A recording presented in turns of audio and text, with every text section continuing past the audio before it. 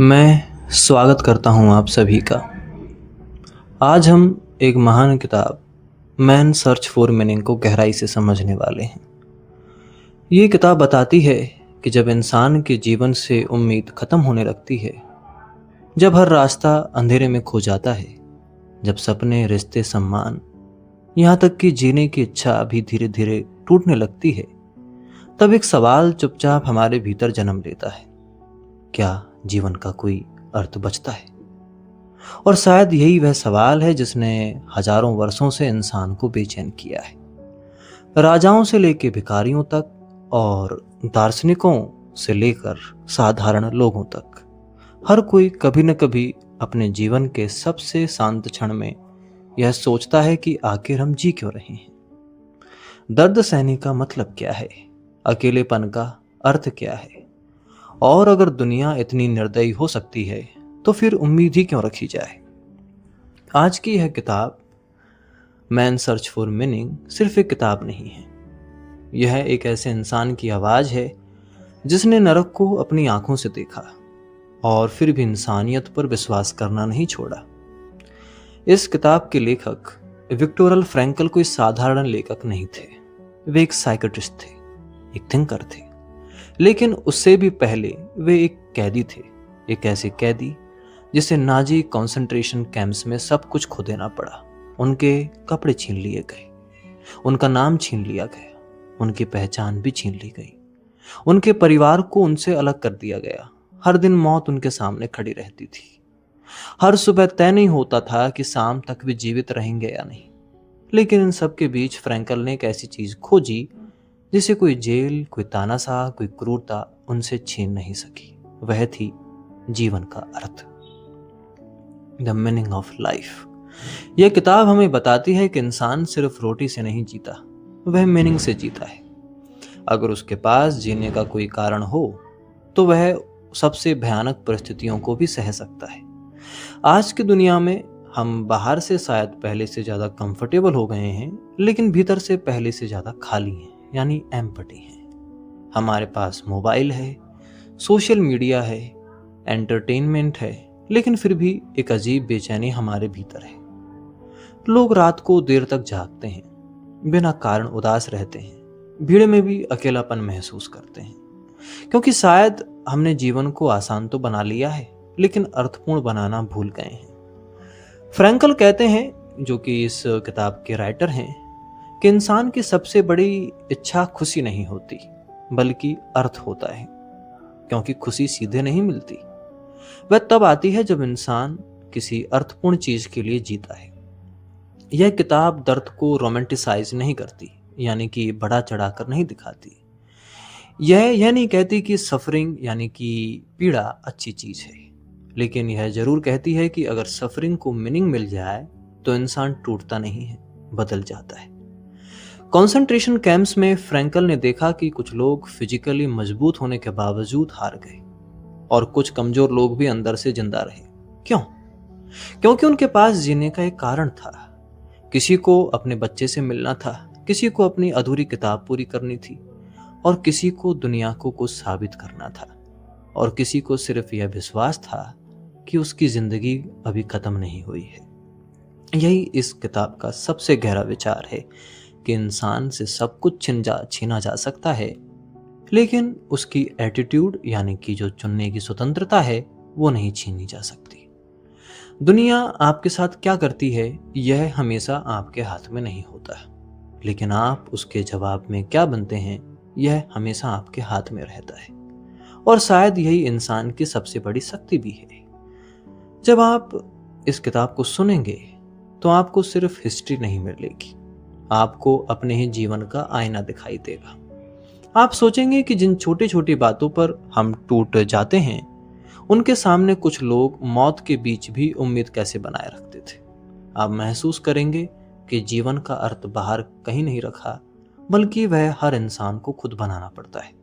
कभी अपने काम में, कभी अपने प्रेम में, कभी संघर्ष में, और कभी अपने दर्द में। यह किताब आपको इंस्टेंट मोटिवेशन नहीं देगी, कोई लाउड सेल्फ हेल्प बुक नहीं है जो आपको चिल्लाकर कॉन्फिडेंस सिखाए। नहीं, यह बहुत शांत आवाज में आपसे बात करती है, धीरे धीरे आपके भीतर उतरती है और फिर आपके सोचने का तरीका बदल देती है।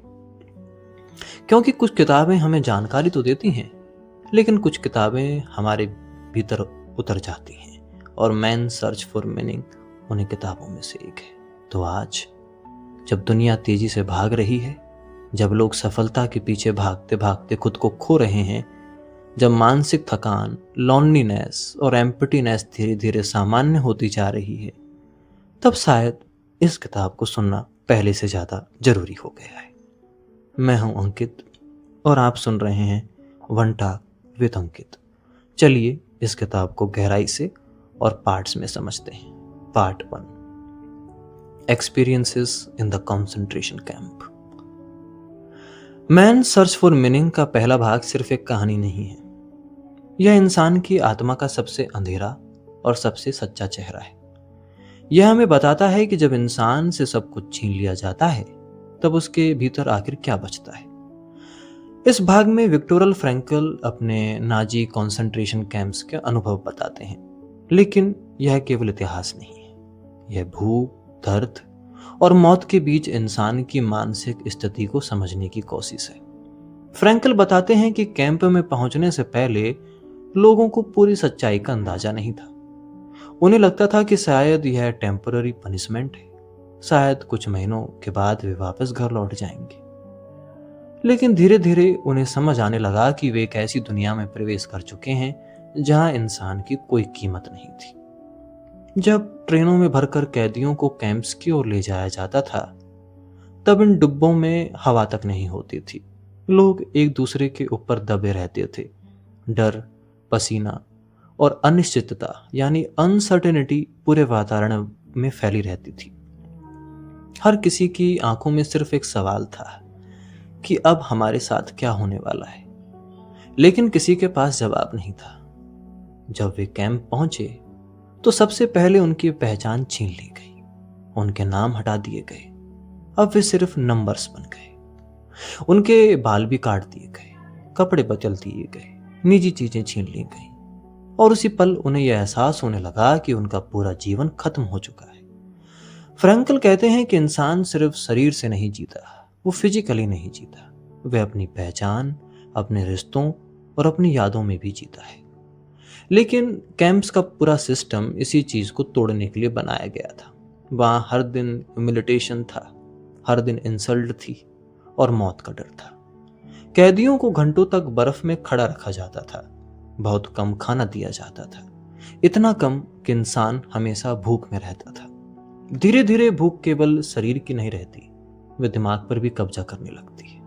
लोग सिर्फ खाने के बारे में सोचते रहते थे, वे रोटी के छोटे टुकड़े में सपने देखते थे, वे इमेजिनरी मील्स यानी कि काल्पनिक खाने की बातें करते थे।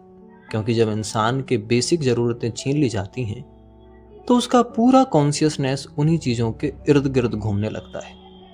लेकिन इस सब के बीच सबसे खतरनाक चीज फिजिकल पेन नहीं थी, सबसे खतरनाक चीज थी मानसिक टूटन।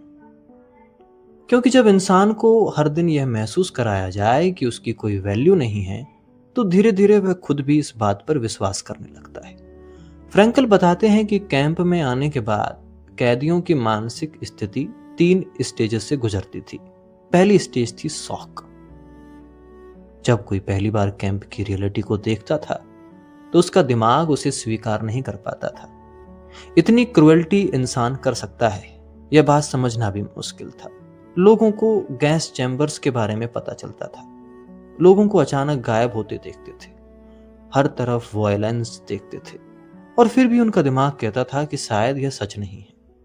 यह एक साइकोलॉजिकल डिफेंस मैकेनिज्म था, क्योंकि कभी कभी रियलिटी इतनी पेनफुल होती है कि दिमाग उसे तुरंत स्वीकार नहीं कर पाता। लेकिन धीरे धीरे शौक खत्म होने लगा और दूसरी स्टेज शुरू हुई, अपैथी।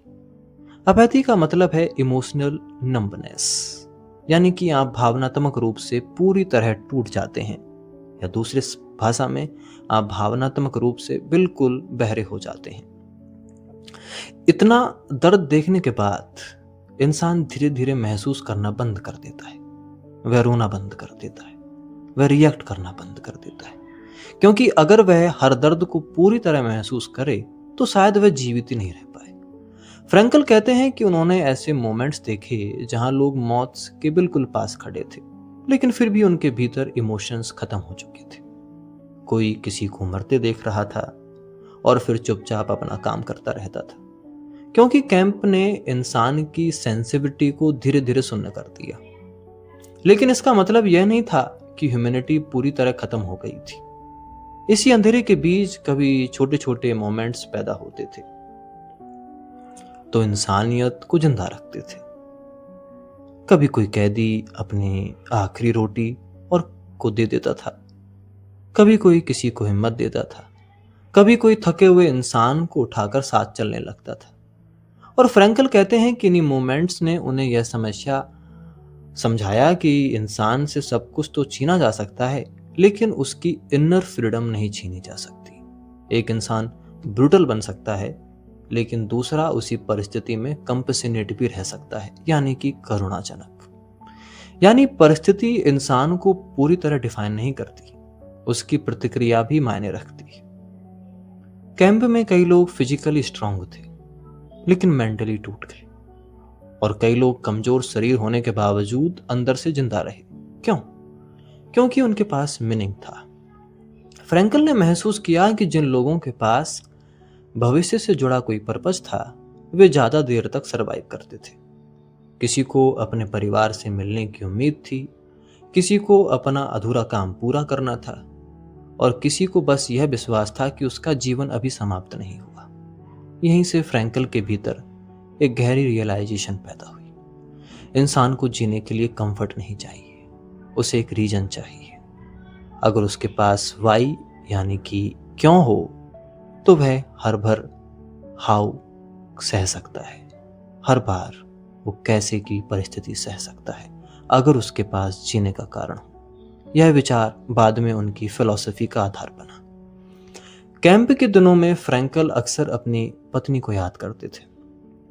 उन्हें नहीं पता था कि वह जीवित है या नहीं, लेकिन उनकी याद फ्रैंकल को अंदर से जिंदा रखती थी।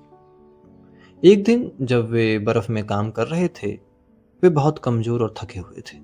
तब उन्होंने महसूस किया कि प्रेम केवल फिजिकल प्रेजेंस नहीं होता। उन्होंने महसूस किया कि इंसान किसी को अपने भीतर भी जी सकता है। और उसी मोमेंट में उन्हें यह एहसास हुआ कि प्रेम इंसान की सबसे ऊंची स्पिरिचुअल पावर हो सकती है। यह किताब बार बार यह दिखाती है कि इंसान केवल बायोलॉजिकल क्रिएचर नहीं है, उसके भीतर मीनिंग, इमेजिनेशन और स्पिरिचुअलिटी की भी भूख होती है।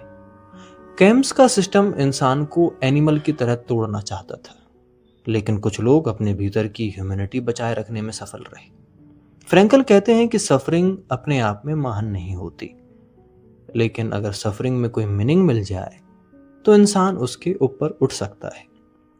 उन्होंने ये भी देखा कि जब कोई इंसान होप खो देता था तो उसका शरीर भी जल्दी हार मानने लगता था। कई कैदी अचानक होपलेस हो जाते थे, वे बिस्तर से उठना बंद कर देते थे और कुछ दिनों बाद मर जाते थे, जैसे शरीर ने भी जीने की छत छोड़ दी हो। इसलिए फ्रैंक बार बार कहते हैं कि साइकोलॉजिकल स्टेट केवल दिमाग की चीज नहीं है, बल्कि सर्वाइवल की भी चीज है। कैंप में जीवन इतना कठोर था कि छोटी छोटी चीजें भी बहुत बड़ी लगती थी।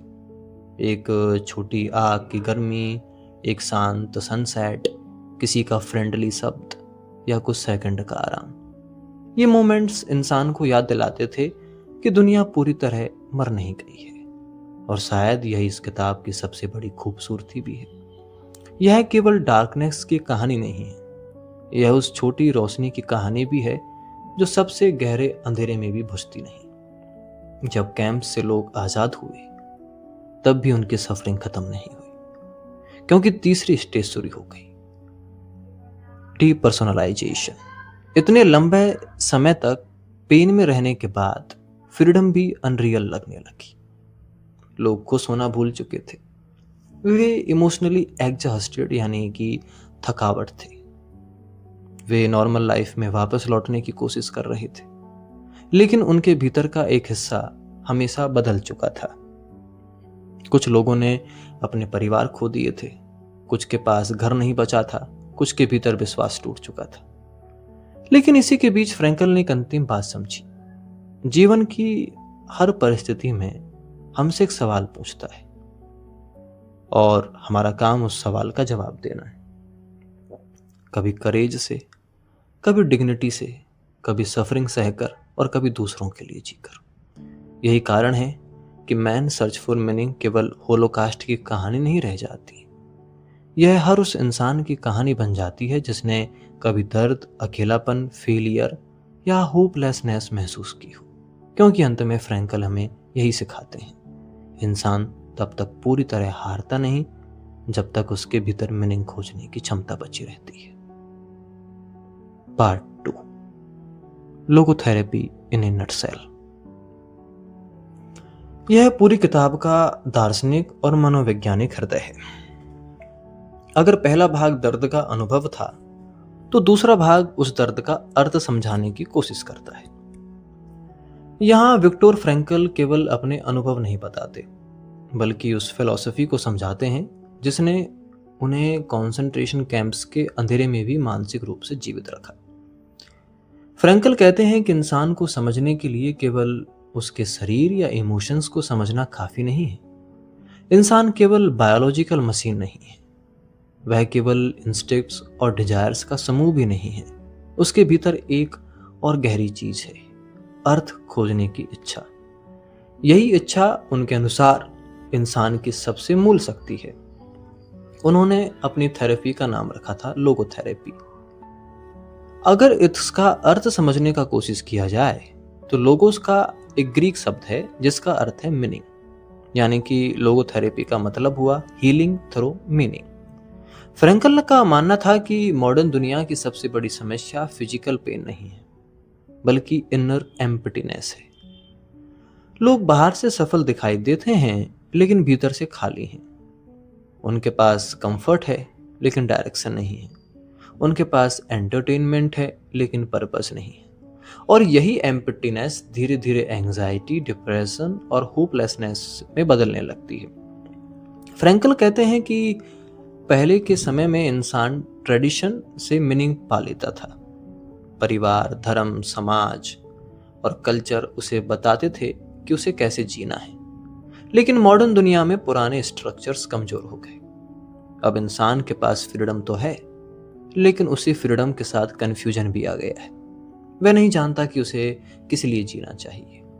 और जब इंसान मीनिंग खो देता है तो वह प्लेजर, पावर या डिस्ट्रैक्शन में मीनिंग खोजने लगता है। कोई केवल पैसा कमाने में खुद को खो देता है, कोई फेम में, कोई एडिक्शंस में, कोई एंडलेस एंटरटेनमेंट में।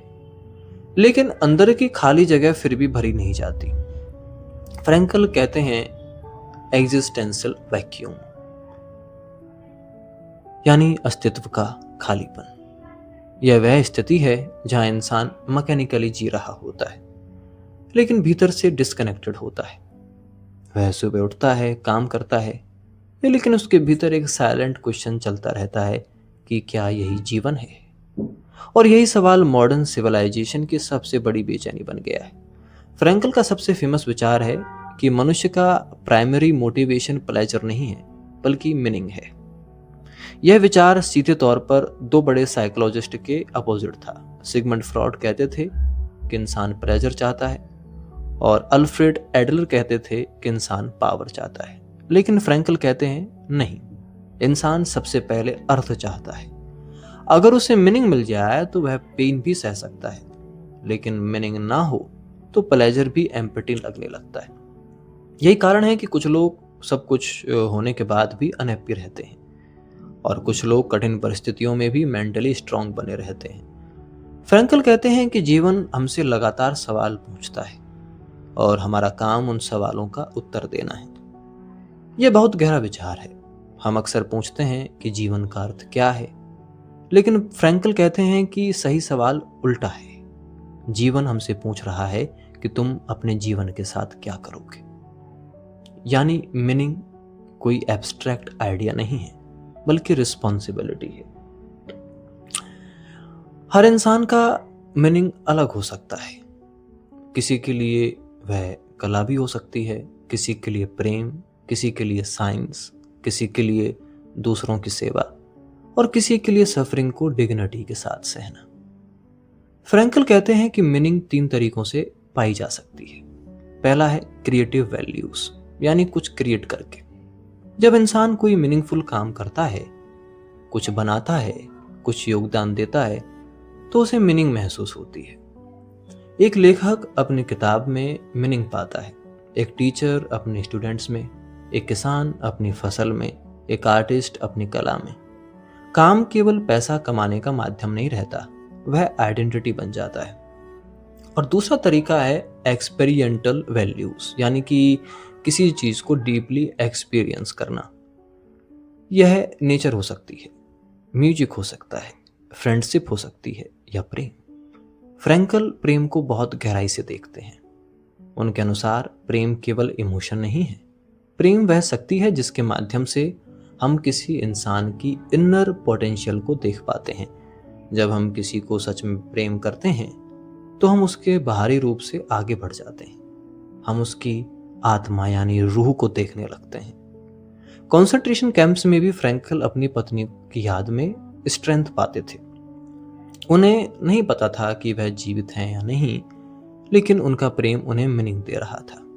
यानी प्रेम फिजिकल प्रेजेंस से भी ऊपर उठ जाता है। और तीसरा तरीका है एटीट्यूशनल वैल्यूज, और यही शायद लोगोथेरेपी का सबसे पावरफुल हिस्सा है।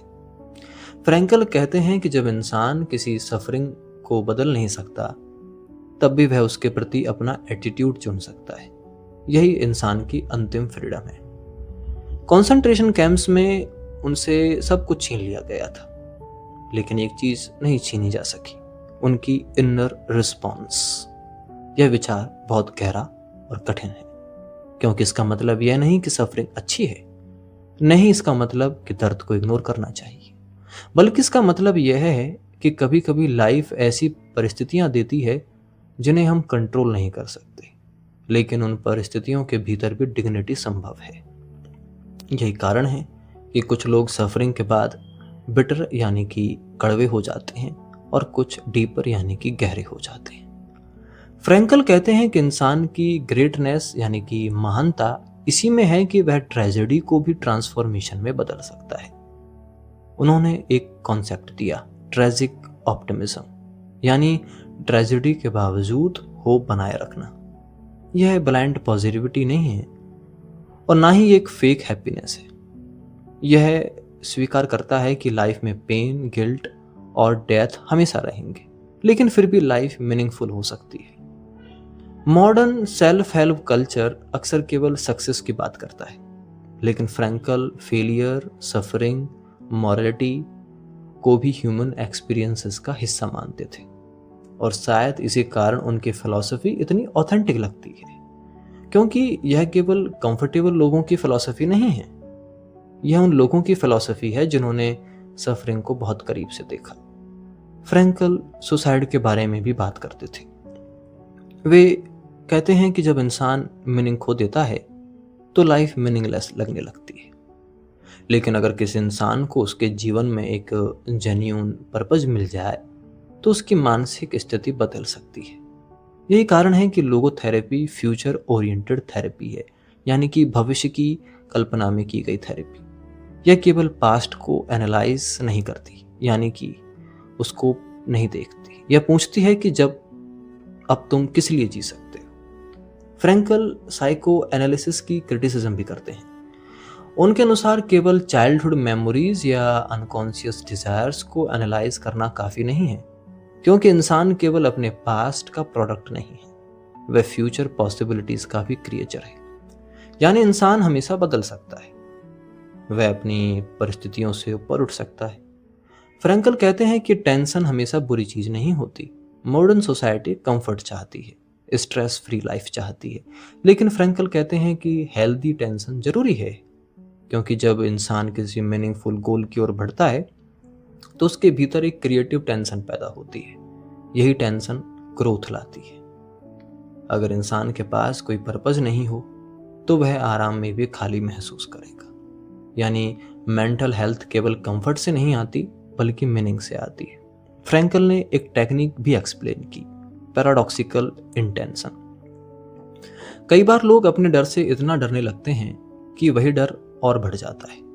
जैसे कोई इंसान पब्लिक स्पीकिंग से डरता है, वह सोचता रहता है कि कहीं वह गलती ना कर दे, और यही एंग्जाइटी उसे और नर्वस बना देती है।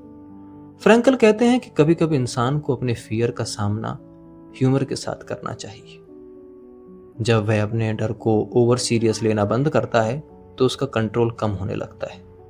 उन्होंने एक और कॉन्सेप्ट दिया, हाइपर इंटेंशन। जब इंसान किसी चीज को बहुत फोर्सफुली पाना चाहता है तो अक्सर वह उससे दूर चला जाता है। जैसे कोई इंसान स्लिप के पीछे ऑब्सेस हो जाए, यानी कि अगर वो नींद चाहता है तो उसे नींद और कम आने लगती है। यानी कुछ चीजें इनडायरेक्ट तरीके से मिलती हैं, खुशी भी उन्हीं में से एक है। फ्रैंकल का एक विचार था कि सक्सेस और हैप्पीनेस को डायरेक्टली परस्यू नहीं किया जा सकता, यानी उसे डायरेक्टली खोजा नहीं जा सकता, वे बाई प्रोडक्ट्स हैं। जब इंसान मीनिंगफुल लाइफ जीता है तो हैप्पीनेस धीरे धीरे नेचुरली आती है। लेकिन अगर कोई केवल हैप्पीनेस के पीछे भागे तो वह और एम्पटी महसूस करता है। यह विचार आज की दुनिया में और भी रिलेवेंट लगता है, यानी प्रासंगिक लगता है, क्योंकि सोशल मीडिया ने कंपैरिजन को बढ़ा दिया है। हर कोई हैप्पी दिखना चाहता है, हर कोई परफेक्ट लाइफ दिखाना चाहता है, लेकिन भीतर की एम्प्टीनेस फिल्टर से नहीं छिपती। फ्रैंकल हमें याद दिलाते हैं कि लाइफ का मीनिंग किसी ट्रेंड्स में नहीं मिलेगा, वह पर्सनल रिस्पॉन्सिबिलिटी में मिलेगा। वे कहते हैं कि हर इंसान यूनिक है और हर सिचुएशन भी यूनिक है, इसलिए कोई यूनिवर्सल फॉर्मूला नहीं हो सकता। किसी दूसरे का मीनिंग आपका मीनिंग नहीं बन सकता। आपको खुद डिस्कवर करना होगा कि लाइफ आपसे चाहती क्या है। कभी यह किसी रिलेशनशिप में मिलेगा, कभी किसी ड्रीम में, कभी किसी सैक्रिफाइस में और कभी किसी सफरिंग में। फ्रैंकल डेथ के बारे में भी गहराई से सोचते थे। वे कहते हैं कि अगर लाइफ एंडलेस होती तो शायद उसका अर्जेंसी और वैल्यू दोनों कम हो जाते, लेकिन क्योंकि समय सीमित है इसलिए हर मोमेंट मीनिंगफुल बन सकता है। डेथ लाइफ को मीनिंगलेस नहीं बनाती बल्कि प्रीशियस बनाती है, यानी मॉरलिटी की रिस्पॉन्सिबिलिटी पैदा करती है।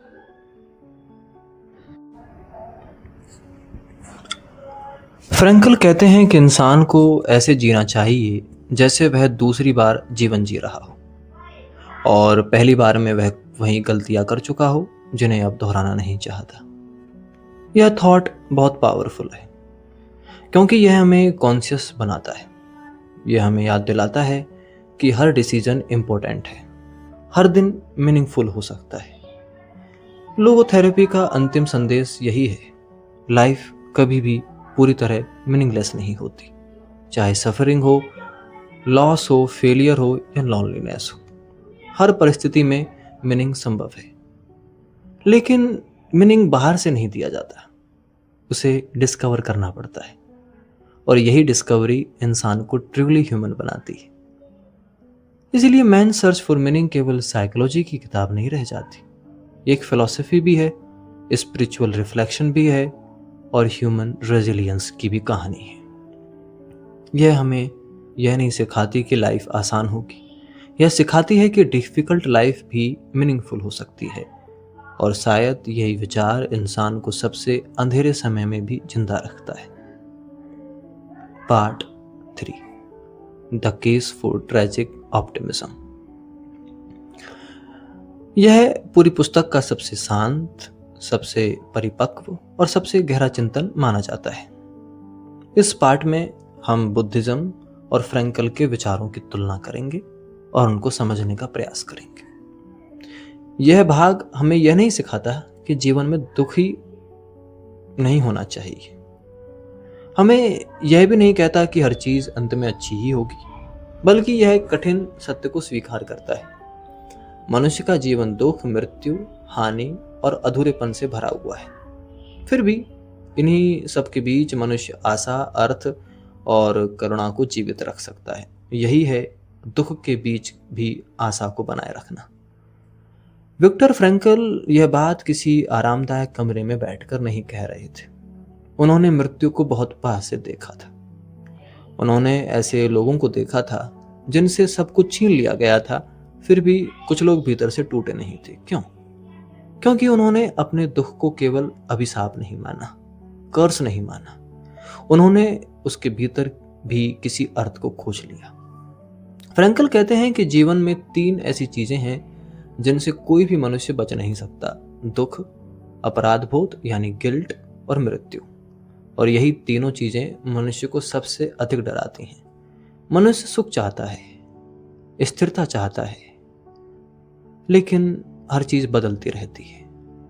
जो आज अपना है वह कल छूट सकता है, जो आज जीवित है वह कल मिट सकता है। यही कारण है कि मनुष्य भीतर से भय में जीता है। लेकिन फ्रैंकल कहते हैं कि यदि मनुष्य केवल दुख से भागता रहेगा तो वह जीवन की गहराई से भी दूर हो जाएगा, क्योंकि कई बार दुख ही मनुष्य को उसके वास्तविक स्वरूप से मिलाता है। जब सब कुछ ठीक चलता है तब मनुष्य अपने भीतर झांकता नहीं, लेकिन जब जीवन टूट जाता है तब वह पहली बार अपने अस्तित्व से प्रश्न करता है, मैं कौन हूं? मैं किस लिए जी रहा हूं? यदि सब कुछ छिन जाए तब क्या बचेगा? यहीं से दर्शन जन्म लेता है, यहीं से आत्मचिंतन आरंभ होता है। फ्रैंकल का यह चिंतन कहीं न कहीं बौद्ध दर्शन के बहुत निकट दिखाई पड़ता है। गौतम बुद्धा ने भी सबसे पहले यही कहा था कि जीवन दुख से भरा है। लेकिन उनके 4 आर्य सत्यों में से एक सत्य हमें दिखाई पड़ता है कि यह कोई निराशा की बात नहीं थी, यह सत्य को स्वीकार करने की बात थी। बुद्ध ने देखा कि मनुष्य हर समय किसी न किसी चीज को पकड़कर रखना चाहता है, यौवन को, संबंध को, संपत्ति और अपनी इच्छाओं को। लेकिन संसार अनित्य है, सब कुछ बदलता है, और जब परिवर्तन आता है तो मनुष्य टूट जाता है। फ्रैंकल भी यही कहते हैं कि दुख इसलिए नहीं बढ़ता क्योंकि संसार कठोर है, बल्कि इसलिए बढ़ता है क्योंकि मनुष्य हर चीज को स्थायी मान लेता है। बौद्ध दर्शन में एक शब्द है तृष्णा, अर्थात पकड़कर रखने की इच्छा। मनुष्य चाहता है कि सुख हमेशा बना रहे, लेकिन सुख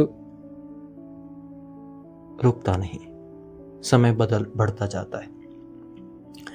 और जब सुख चला जाता है तो मनुष्य शून्यता में गिर जाता है। फ्रैंकल इस शून्यता को आधुनिक जीवन की सबसे बड़ी बीमारी मानते हैं। आज मनुष्य बाहर से बहुत व्यस्त है, लेकिन भीतर से रिक्त है।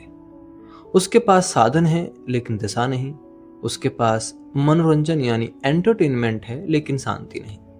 और इसलिए वह हर समय किसी न किसी शोर में भागता रहता है। वह अकेले बैठने से डरता है, क्योंकि अकेलापन उसे उसके भीतर की खाली जगह दिखा देगा। बुद्ध ने भी कहा था कि मनुष्य अपने मन से भागता रहता है। वह संसार में सुख खोजता है, लेकिन दुख का कारण उसके भीतर बैठा है। फ्रैंकल भी कहते थे कि केवल बाहरी परिस्थितियां मनुष्य को नहीं तोड़ती, कई बार अर्थहीनता यानी मीनिंगलेसनेस उसके भीतर से धीरे धीरे समाप्त करती है। इसलिए दुख के बीच आशा का अर्थ यह नहीं कि मनुष्य झूठी मुस्कान पहने रहे, बल्कि इसका अर्थ है कि दुख को स्वीकार करके भी जीवन को अर्थपूर्ण बनाना। यह आशा बहुत शांत होती है, यह शोर नहीं करती, यह मंचों पर भाषण नहीं देती है। यह केवल भीतर एक छोटी लौ की तरह जलती रहती है, जैसे अंधेरी रात में दूर कहीं दीपक चल रहा हो। फ्रैंकल कहते हैं कि मनुष्य हर परिस्थिति में स्वतंत्र नहीं होता, लेकिन वह अपनी प्रतिक्रिया चुनने में स्वतंत्र हो सकता है। यही मनुष्य की अंतिम गरिमा यानी डिग्निटी है। बुद्ध ने भी यही सिखाया था कि बाहरी संसार को पूरी तरह नियंत्रित नहीं किया जा सकता, लेकिन अपने चित्त को समझा जा सकता है, अपनी बॉडी को समझा जा सकता है।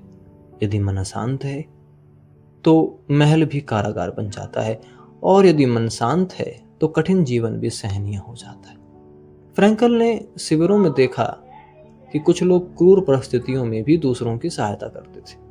वे अपनी रोटी बांट देते थे, वे किसी रोते हुए व्यक्ति को सांत्वना यानी कंसोलेशन देते थे। ऐसे क्षण बहुत छोटे थे, लेकिन वही मनुष्यता को जीवित रखते थे। यही दुख के बीच आशा है। जब संसार कठोर हो जाए तब भी करुणा को जीवित रखना। बौद्ध धर्म में करुणा को बहुत ऊंचा स्थान दिया गया है। बुद्ध कहते हैं कि जो स्वयं दुख को समझ लेता है वही दूसरों के दुख को भी समझ सकता है। इसलिए कई बार सबसे गहरे दुख से गुजरने वाले लोग सबसे अधिक संवेदनशील बन जाते हैं। वे दूसरों की पीड़ा को हल्के में नहीं लेते।